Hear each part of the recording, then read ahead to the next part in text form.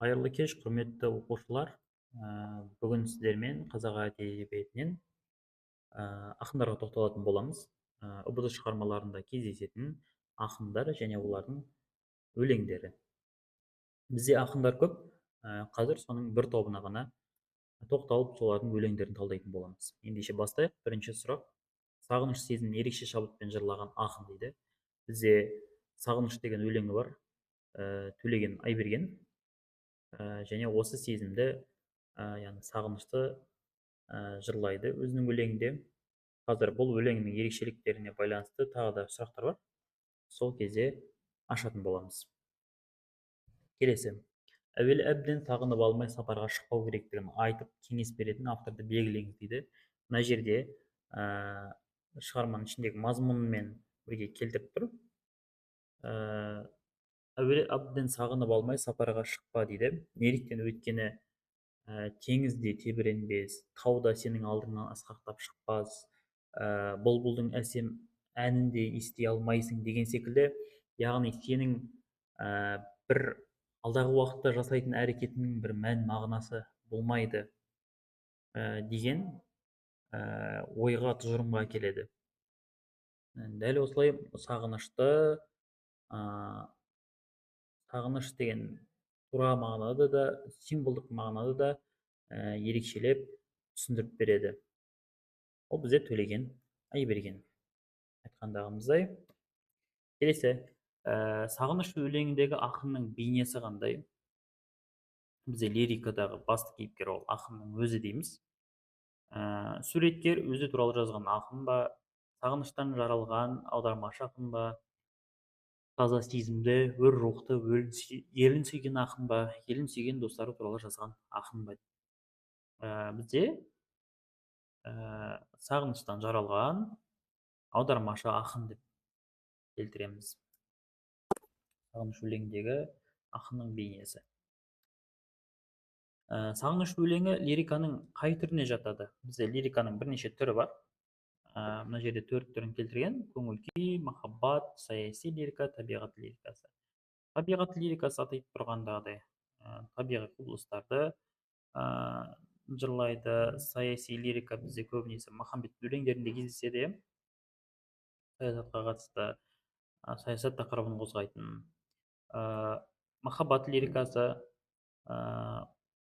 ғашықтық, махаббат сынды тақырыпты қозғаса, көңіл күй лирикасы ол бізде ақынның ішкі сезімін, көңіл күйін білдіретін лирика.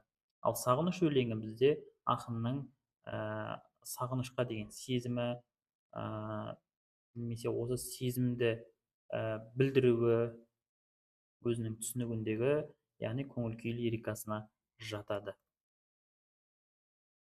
Келесі: Төлеген Айбергеновтың сағыныш өлеңіне тән ерекшелік дейді. Ол 17-18 буынды ма, 7-8 буынды ма, шумақ 8 жолдан тұра ма, әр жол 2 бунақты ма дейді. Қарайық. Жалпы Төлеген Айбергеновтың тек сағыныш өлеңіне байланысты емес, жалпы шығармаларының ерекшелігі оның тармағының ұзын болуы. Бір емес, бірнеше буындардан тұруы. Әдетте 7-8, 11-12 буыннан тұрады өлеңдердің тармақтары, буын саны, тармақтағы буын саны. Ал Төлеген Айбергеновте 15 буынды және 17-18 буынды өлеңдер көптеп кездеседі. Және сағыныш өлеңінде осы 17-18 буынды өлең. Осы өлеңнің ерекшелігі. Келесі: Төлеген Айбергеновтың сағыныш өлеңінің тармақтарында қолданылған көркемдеуіш құрал дейді. Сағынбай барсаң, теңізде сенің тебіренбес жастық шағыңдай, сағынбай барсаң, тауларда сенің алдыңнан шықпас асқақтап дейді. Иптеу, метафора, литота, шендестіру дейді. Қарайық. Теңізде тебіренбес дейді. Жастық шағыңдай, таулар да сенің алдыңнан шықпас асқақтап дейді. Яғни жастық теңіздің тебіренбеуі мен таулардың алдынан шығуы асқақтап бізде кейіп деудің мысалы болады. Так, келесіге өтеміз. Жамбыл Жабаевтың зілді бұйрық өлеңінде сөз болған тарихи оқиға дейді. 1916 жылғы ұлт азаттық көтеріліс пе, отан соғысы ма, екі дүниежүзілік соғыс па, азамат соғысы ма дейді. Бізде ұлт азаттық көтеріліс орын алады 16-шы жылғы мынау тыл жұмыстарына жастарды алуға байланысты тарихи оқиға болады. Сол кезді жырлайтын өлеңі келесі: зілді бұйрық өлеңінде жайлауда ту көтеріп шапқан, елді көтеріліске шақырған батыр дейді. Махамбет, Сәмен, Исақтай, Бекболат.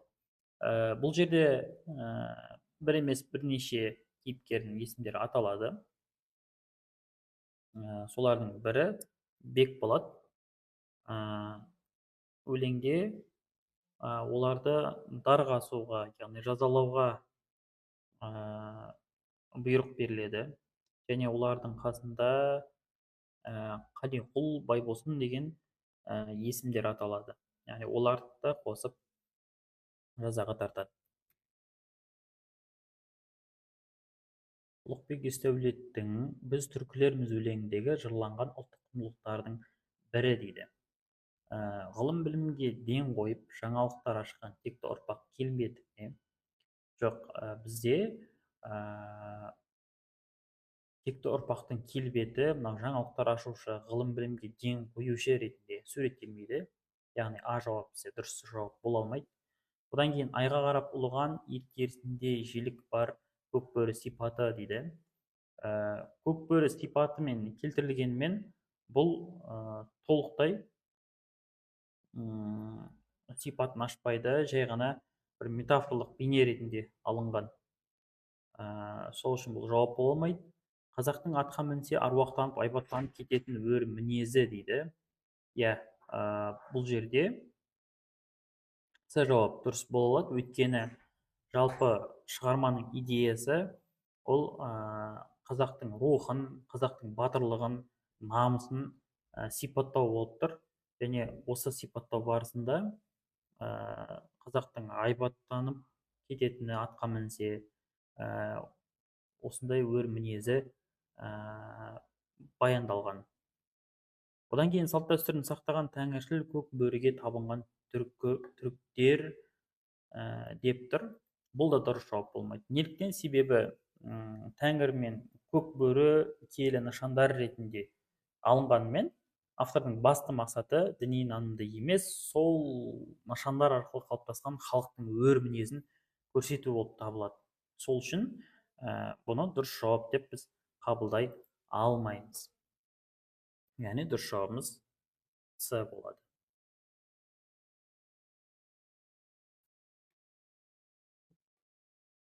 Келесі сұрақ.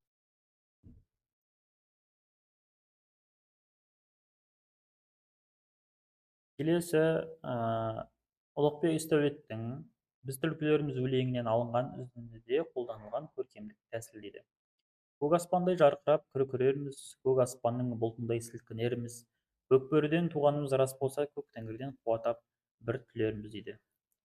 Ассонанс бізде дауысты дыбыстардың қайталануы, тармақ басында дұрыс жауап болмайды.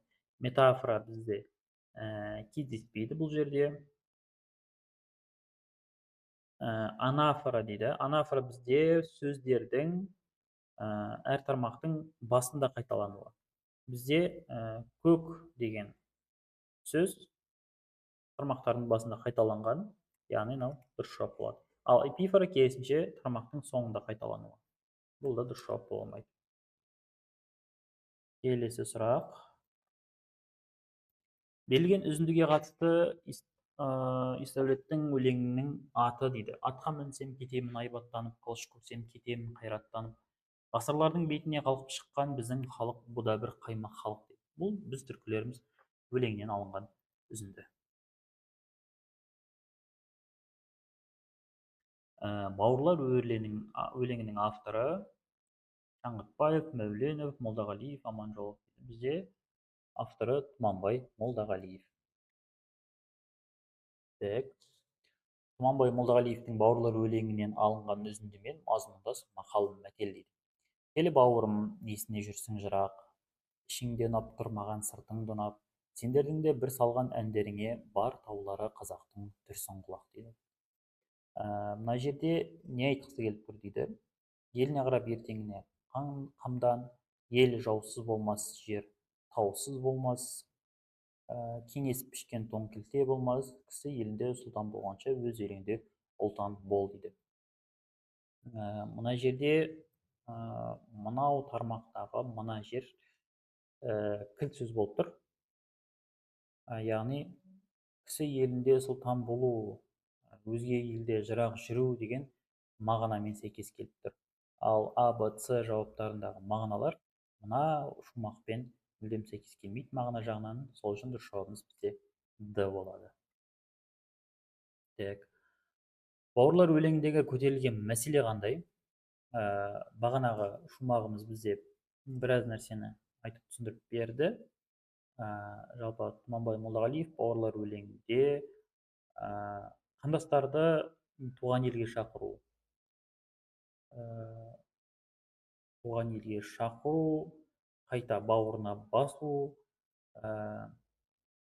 осындай бір неде мағынада жырлайтын өлеңі дұрыс жауап Б болады. Барымда бақтымда өз өлеңім, жақыным жүрегімнің дос өлеңім, өмірге келгенім жоқ бостан босқа, мен қайтып босқа жасап босқа өлемін. Үзіндінің авторы Қасым Аманжолов. Өзім туралы өлеңнен алынған. Өзге емес өзім айтам өз жайымда деп өзіне өлеңмен мәңгілік ескерткіш орнатқан ақын бізде Қасым Аманжолов. Өзім туралы. Енді мына жерде мәңгілік ескерткіш орнатқан деген сөз бар. Соның ішіндегі ескерткіші бізде мектеп оқулықтарында Қасым Аманжоловтың өзім туралы өлеңін Пушкиннің ескерткіш деген өлеңімен салыстырып тапсырмалар береді. Яғни бұл бізде жалпы алдағы уақытта осы ескерткіш пен Қасым Аманжоловтың өлеңіне байланысты салыстырулар немесе ұқсастықты анықтауға байланысты сұрақтар келуі мүмкін, болуы мүмкін. Соған назар аударыңыздар. Так, жақсы. Өзім туралы өлеңінен алынған үзіндісімен үндес нақыл сөз дейді.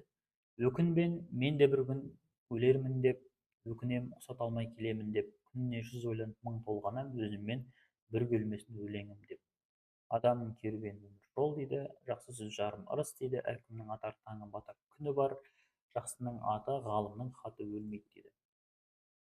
Әркімнің атар таңы батар күні бар деген бір жағынан мағынасы жақын болғанмен бұл жауап бола алмайды. Бұл жердегі ақынның айтқысы келіп тұрғаны осы шумақ арқылы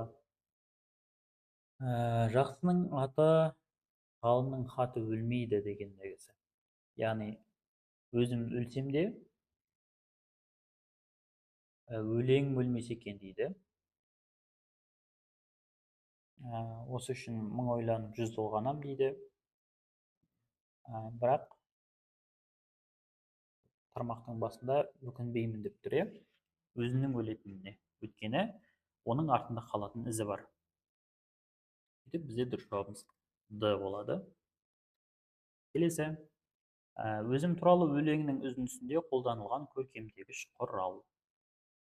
Ежелден ерке бұлан қасым едім, бұлқына тасып едім, басып едім, жүзім жаз, көңілім көктем, кең пейілді жақсының жүрегіне ғашық едім. Бұл жерде теңеу жоқ. Метафора бар бізде, жүзім жаз, келбетім, бетім дегендегісі. Көңілім көктем дейді. Жүзін жазға, көңілін көктеммен метафоралап тұр. Келесі, ақындар өлеңдеріндегі ұқсастықты анықтау керек. Өлең сөздің патшасы сөз сарасы, қиыннан қиыстырар ер данасы, тілге жеңіл жүрекке жылы тиіп, теп-тегіс жұмыр келсін айналасы дейді.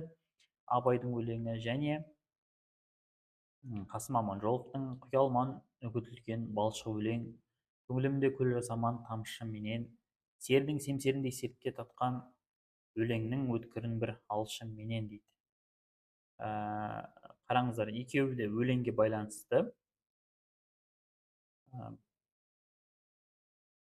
Қиыннан қиыстырар елді ана, тілге жеңіл жүрекке жылы тиіп, тептегі шумыр келсін айналасы дейді. Өлеңнің қандай болу керектігін айтып тұрған өлеңі абайдың.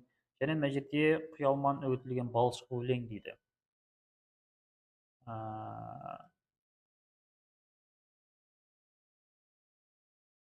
Яғни мына жерде сапасыз өлең дегендегі сол ғой. Сапасыз жыр жолдарын құя алмаймын деп тұр. Көңілімде көл жасаман тамшы менен, серінің семсеріндей сертке таққан өлеңнің өткірін бір алшы менен дейді. Бұл жерде де Қасым Аманжолов өлеңге қоярды өзінің талабын айтып тұр.